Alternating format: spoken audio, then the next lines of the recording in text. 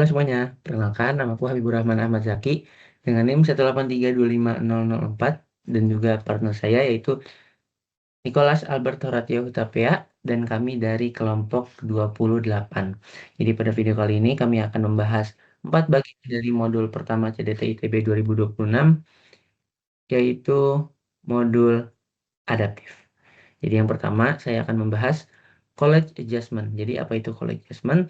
College adjustment adalah bagaimana kita menyesuaikan diri beradaptasi dengan lingkungan kampus yang baru dengan memperhatikan 4 aspek yang sudah tertera, yaitu academic adjustment, social adjustment, personal emotional adjustment, dan juga institutional adjustment. Jadi kami akan membahas satu persatu. Untuk yang pertama yaitu academic adjustment. Jadi academic adjustment ini berkaitan dengan bagaimana kita menyesuaikan diri terhadap tuntutan akademik yang baru di kampus yang baru. Nah, jadi ini mencakup bagaimana kita menyesuaikan diri dengan cara belajar yang baru kita, pola belajar yang baru, jadwal belajar yang baru, dan juga materi-materi yang baru yang didapat dari dosen-dosen yang baru. Nah, semua cakupan ini itu digunakan untuk memenuhi tuntutan yang baru, tuntutan akademik yang baru, seperti mendapat indeks yang bagus dan semacamnya. Oke, yang kedua adalah social adjustment. Jadi social adjustment ini adalah bagaimana kita menyesuaikan diri terhadap lingkungan sosial di kampus. Jadi simpelnya ini bagaimana kita menyesuaikan diri dengan interaksi kita terhadap orang lain. Ini mencakup bagaimana kita mencari teman baru di lingkungan yang baru, bagaimana kita menyesuaikan diri dengan tenaga akademik di kampus yang baru kita, dan juga ini juga mencakup bagaimana kita pindah dari lingkungan lama kita, yaitu SMA, ketika kita mungkin tinggal di rumah masing-masing, lalu pindah ketika kuliah, pindah ke kos ataupun asrama, itu juga memerlukan sebuah penyesuaian atau adjustment, yang mana ini termasuk dalam social adjustment. Nah, jadi untuk yang ketiga itu adalah personal emotional adjustment. Nah, yang ini itu berkaitan dengan bagaimana kita menyesuaikan diri mengelola emosi kita. Jadi bagaimana kita harus mengelola emosi ketika emosi ini datang mungkin dari tuntutan akademik yang baru atau sosial yang baru. Kita itu bagaimana personal emosional ini bagaimana kita menyesuaikan diri dari emosi-emosi yang ada di dalam hati kita. Bagaimana apakah kita harus memendam emosi ini, apakah kita harus mengeluarkan emosi ini, apakah kita harus mengutarakan apa yang kita pikirkan, apa yang kita rasakan, itu cakupannya masuk ke dalam personal emotional adjustment. Dan juga ini tidak kalah penting ya dengan academic dan social adjustment. Lalu yang terakhir adalah institutional adjustment. Jadi institutional adjustment ini adalah bagaimana kita menyesuaikan diri terhadap institusi yang baru kita masuki, yaitu Institut Teknologi Bandung. Nah, ini tuh mencakup eh, tentang budaya-budaya di kampus, aturan-aturan di kampus, dan juga kebiasaan-kebiasaan di kampus. Jadi kita harus menyesuaikan diri terhadap hal-hal tersebut. Contohnya budaya, untuk budaya di kampus sendiri kan kita punya aturan ya, aturan berpakaian, juga bagaimana kita harus menerapkan 5S untuk di setiap saat. Itu termasuk dalam institutional adjustment.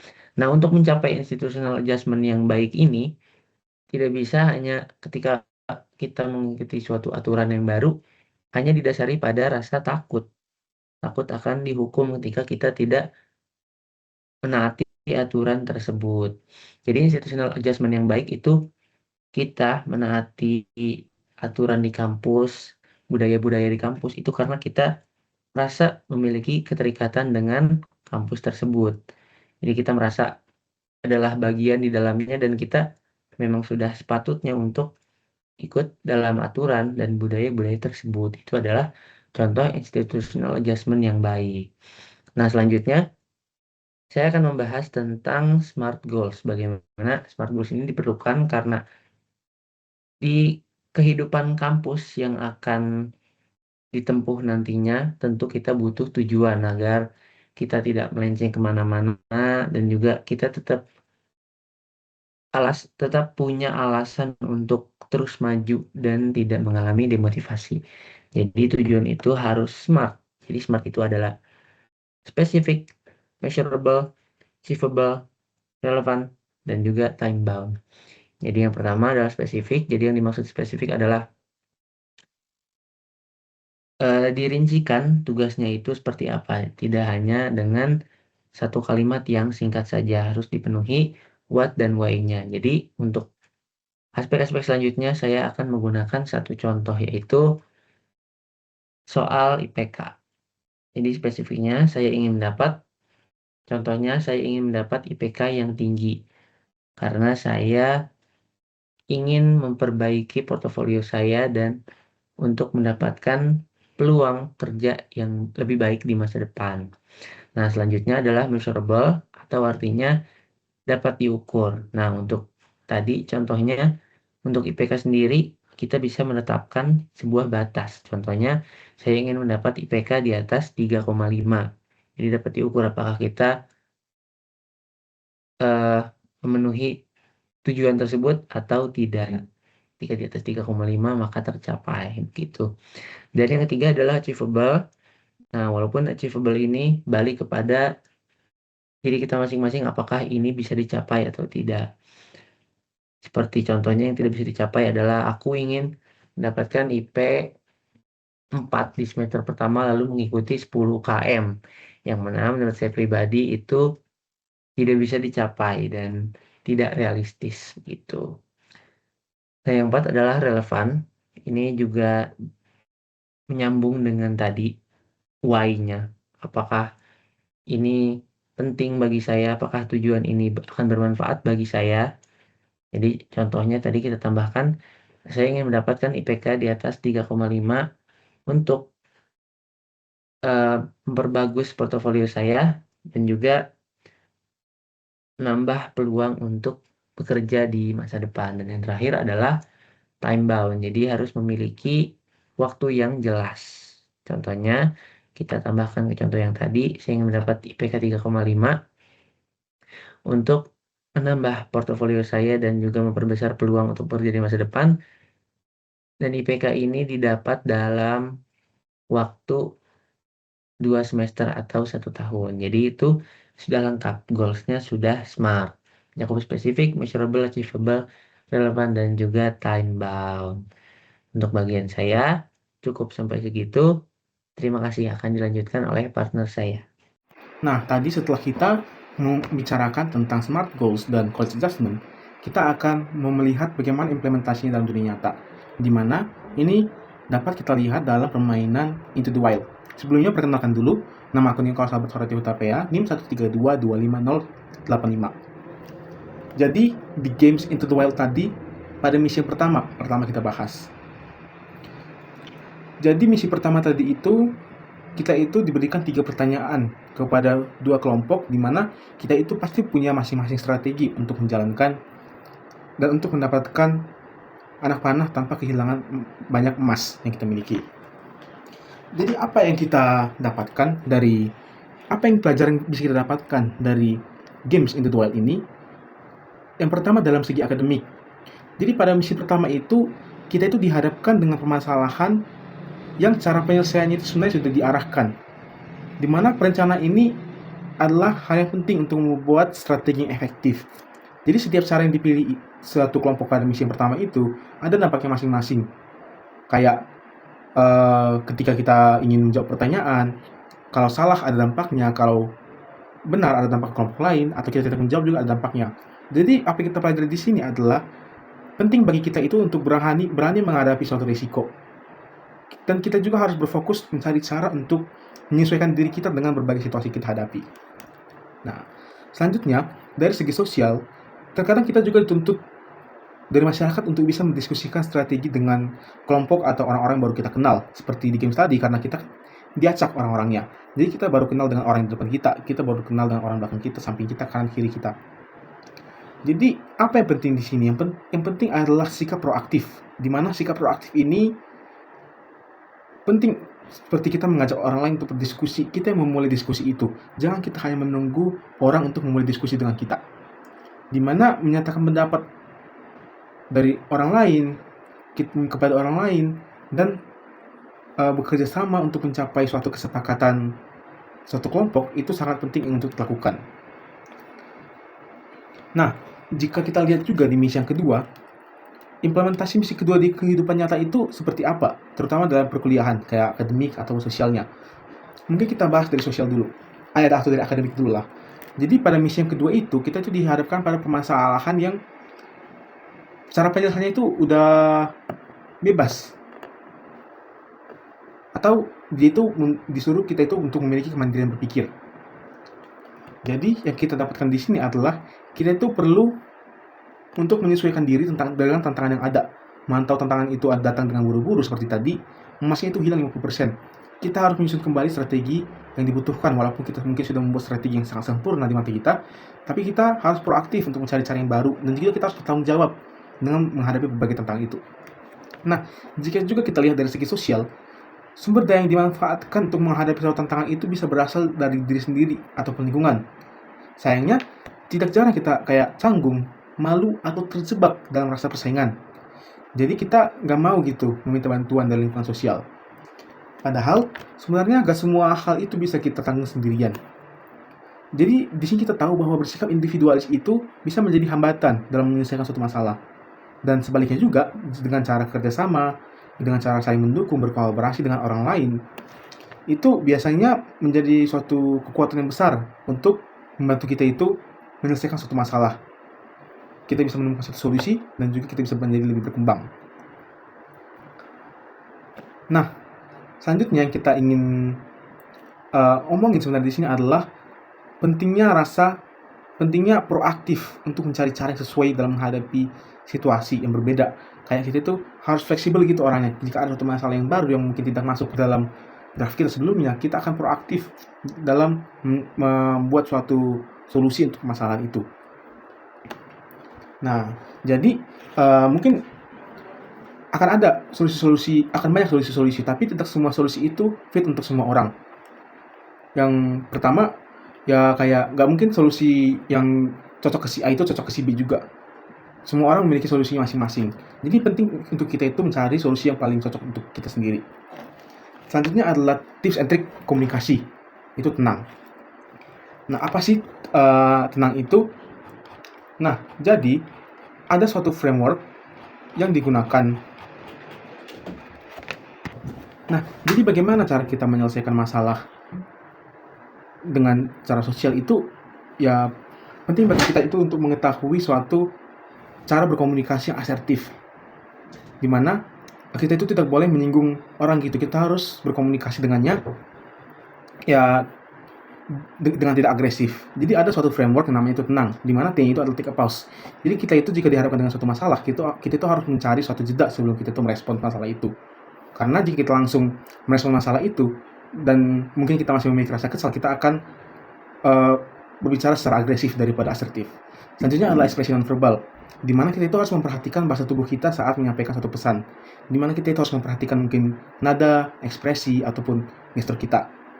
Ya, kita tahu bahwa walaupun yang kita sampaikan penting, tapi cara kita menyampaikannya itu juga lebih penting, yang jauhlah lebih berpengaruh daripada isinya mungkin.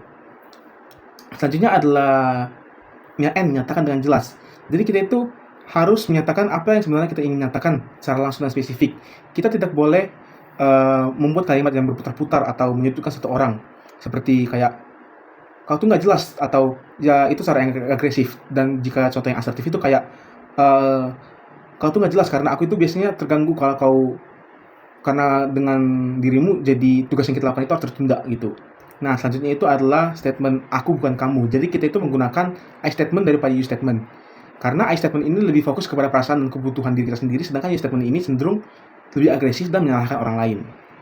Selanjutnya adalah niat baik dan respect, di mana fokus kita itu sebenarnya adalah pada perbaikannya, bukan bagaimana kita menyampaikan bahwa kita itu yang paling benar. Kita itu bukan menyalahkan orang.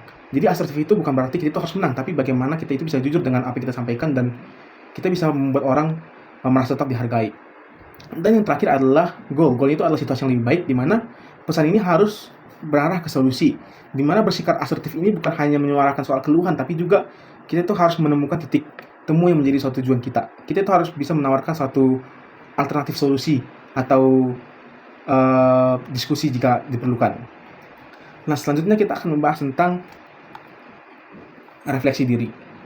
Jadi, akan banyak masalah-masalah yang kita temukan waktu kita kuliah, di mana yang akan bawa emosi kita itu ke arah yang lebih negatif.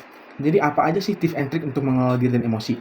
Nah, yang pertama, kita itu harus mengidentifikasi apa sumber masalah dan apa saja alternatif penyelesaiannya. Jadi kita itu harus identifikasi apa aja faktor eksternal atau faktor internal yang bisa berkontribusi terhadap masalah kita, kayak lingkungan sosial mungkin bisa juga menjadi sumber masalah ataupun sumber solusi bahkan untuk masalah kita ini. Jadi kita harus tahu bahwa untuk menyelesaikan suatu masalah itu tidak hanya ada satu solusi, melainkan ada banyak solusi untuk bisa menyelesaikan masalah itu tersebut. Selanjutnya adalah kita itu harus fokus pada hal-hal yang bisa kita kontrol. Jadi kita harus mengetahui dengan pasti apa aja hal yang bisa dalam kendali kita dan bisa membuat kita lebih terfokus untuk mengarahkan upaya terbaik kita, seperti itu. Kayak apa yang bisa kita ubah, misalkan nilainya jelek, apa yang bisa kita ubah, kayak mungkin kebiasaan kita yang sering bermain atau memperbaiki waktu belajar. Dan ada juga mungkin hal-hal yang tidak bisa kita ubah seperti ya nilai kita yang sebelumnya atau dosen atau bagaimanapun itu. Selanjutnya adalah kita harus mengelola emosi kita dengan benar dengan cara kita identifikasi emosi yang kita rasakan dan juga identifikasi dari mana pemicunya. Dan ketika ada perasaan tidak nyaman yang muncul, kita itu harus pertama melihat ke diri kita sendiri dulu dan untuk mengidentifikasi perasaan apa sebenarnya yang muncul dalam diri kita. Selanjutnya kita harus memvalidasi emosi yang muncul apa adanya kan. Ketika kita udah memahami emosi yang dirasakan, maka validasi emosi tersebut kita akan terima apa adanya emosi yang muncul. Kayak ketika kita mungkin disakiti oleh orang lain, emosi yang spontan mungkin rasa kesal. Jadi kamu harus validasi kalau itu sebenarnya lagi kesal, bukan kayak lagi, jangan kosong gitu pikirannya. Selanjutnya adalah kita itu harus ambil jeda biar kita itu nggak reaktif.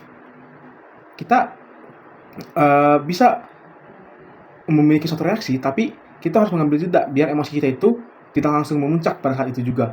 Dimana dalam 9 detik pertama, dalam waktu 90 detik pertama itu biasanya emosi kita itu akan perlahan menurun dan kita akan menemukan solusi. Dan kita itu dalam 90 detik pertama itu biasanya kita mengembangkan asumsi negatif dalam pikiran kita. Selanjutnya adalah kita itu perlu mempertimbangkan reaksi-reaksi yang mungkin muncul, kayak apa konsekuensinya jika kita itu marah pada saat itu juga? Apakah ada akibat negatif yang terjadi? Apakah pandangan sosial terhadap kita itu akan makin memburuk seperti itu? Nah, selanjutnya adalah kita itu harus menentukan cara pengekspresian emosi yang tepat. Kita harus melihat waktu yang tepat untuk mengekspresikannya. Jangan ketika kita ada dalam hal-hal yang senang, kita tiba-tiba melakukan suatu hal yang negatif gitu ke depan orang. Jadi, mungkin dari kami ada beberapa tools yang bisa dilakukan seperti journaling, di mana kita menuliskan apa perasaan kita dan kita membuang limbah emosi kita itu ke dalam tulisan kita sehari-hari. Kita juga bisa melakukan self talk dengan cara membiasakan untuk biar dialog dengan diri sendiri. Kita arahkan self talk ini pada hal-hal yang netral atau positif. Selanjutnya ada relaksasi, di mana emosi negatif ini biasanya berhubungan dengan ketegangan secara fisik seperti pada otot per otot seperti itu, sehingga relaksasi ini penting untuk melatih diri kita itu bisa mereduksi ketegangan dengan teknik relaksasi tadi seperti bernafas, bertahan nafas, dan menghembuskan nafas gitu. Nah, seperti yang kita lihat tadi, kita itu harus melepaskan hal-hal yang ada di luar kendali kita. Kayak jika orang komentari kita tetap bisa mungkin mengontrol itu. Mungkin hanya orang yang bisa mengontrol itu, dan kita harus tahu bahwa kita itu tidak bisa mengendalikan ucapan orang. Makanya kita harus bisa melepaskan hal-hal yang ada di luar kendali kita. Nah, yang paling penting dan yang terakhir adalah kita itu harus selalu memberikan dan berusaha untuk memberikan makna yang positif terhadap situasi. Kayak misal kamu terlambat, mungkin aja kayak kamu terlambat mungkin berkati Tuhan, nanti kayak kamu mungkin kalau nggak terlambat malah kecelakaan di jalan gitu. Jadi ambil hal-hal positifnya saja kalau bisa. Mungkin sekian dari saya, Nicholas Tapea, 1322565 Teknik Elektro. Stay, izin pamit untuk diri.